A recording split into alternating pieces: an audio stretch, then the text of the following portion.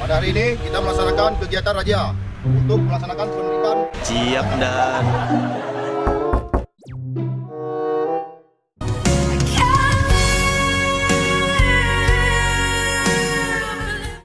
aduh mbak, kenapa nggak dipakai safety beltnya?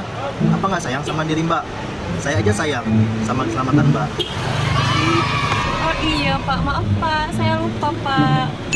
Yaudah mbak, turun dulu biar saya jelasin. Mbak tahu nggak, kalau mbak nggak pakai sabuk keselamatan, ketika terjadi kecelakaan, kepala mbak langsung kebentur. Kalau kecelakaan, kan saya yang sedih.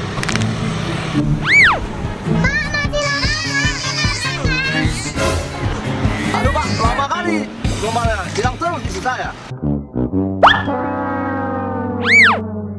Siapa? Saya tilang pak.